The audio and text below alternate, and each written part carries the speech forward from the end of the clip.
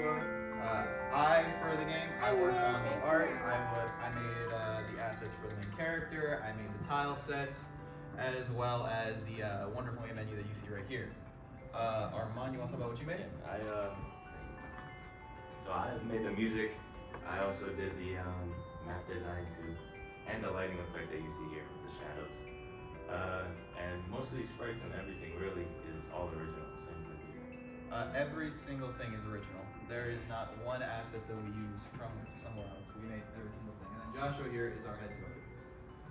Do you want to talk, Joshua, or do you want me to go for the game and you go? I think you can talk while. All right.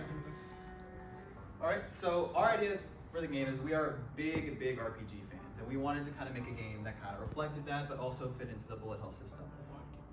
So yeah, it is a little dark right here. So ideally, there is a story here. The story is essentially that you're playing as Mr. Frogman in this fantasy world, and you have to return spring to the land. It's a yearly trip that you make every year. Well, he died. But it's a yearly trip that you make every year, and you restore spring by placing your sunflower at the altar. A sunflower that, if you see right here, is also our bullet hell technique, where we have enemy mobs spawning in the area. You place a sunflower down, everything in the area stops, including the player, the mobs, everything.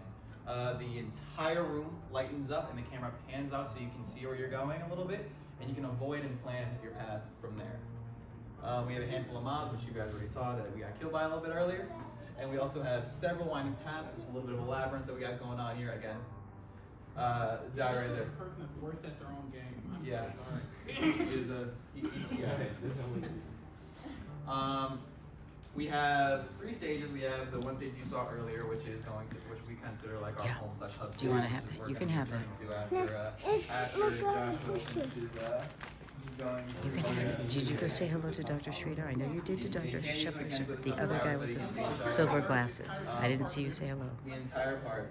Will you go say hello to him, please? You just said it to the one person. They are moving around the entire time. They are bouncing around. They're moving relatively fast. Say it to the other guy. As he descends to this maze and he looks around, and the entire room lights up. You get better shots of everything. Arman has done a fantastic job with the map design. Again, most of the tile sets here, like those crystals, those things you see right there, those mine, the floor, the walls, everything's mine, Arman put everything together in a really fantastic way, as well as making the animation for the sunflower, which you see here.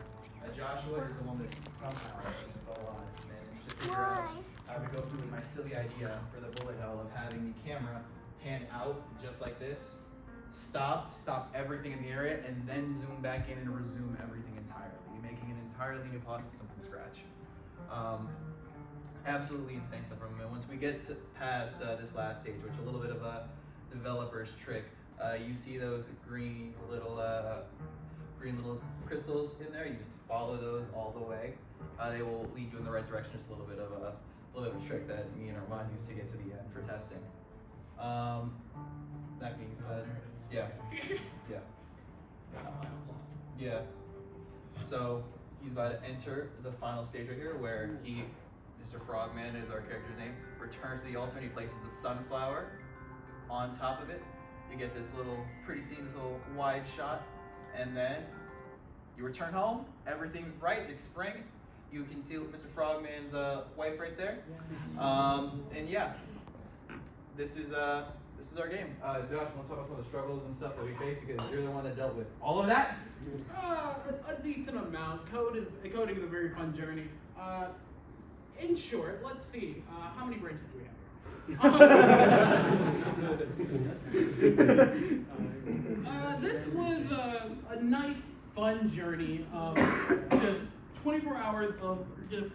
It was originally a team of 4. Originally a team of 5, then a team of 4, then a team of 3, then like 4 again. Anyway, back to 3. We have spent a lot of time just working together, fleshing out ideas, as well as just our own just like how well we can work together as a team. And I don't want to get into too much of just complaining about how difficult it was to take the wonderful idea of 2 amazing artists and musicians and just, hey, wouldn't it be cool if we did this? And it's like, being the only guy that can implement that. Anyway. But he did it. He pulled through. He managed to get this product right here, which we're really proud of. This is actually the third game jam for these, or second game jam for me, and this is the first game that we have actually finished and actually put together. So this is something that we're very proud of. Again, everything here entirely original. I can't say that enough, including the music, which Arman had. We have 2 separate tracks. We have a track for this, which is in the starting area, and then we have a track for the cave. Each. Oh, right. What's the part that you guys are like the proudest of? Because what is the thing?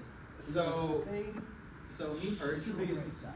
so my biggest, I feel like we each are gonna have different answers to that. But for me, my personal biggest success would be just getting, first of all, the entire title sheet as well as the Mr. Frogman down, because I don't know if you know this, but nobody really makes anthropomorphic frogs in that little chibi style. So coming up with that on the spot and then making it for all the different poses of walking, and then on top of that, like going like this way, this way, this way, this way. That it was a little difficult. That took several hours to like get down, and then also with the shading and stuff like that, and then also on top of that, making Mr. Frogman his way. But that's what I'm most proud of. Arman, you want to say what you're most proud of? The lighting. I didn't know I could do that. I didn't know I could do that at all.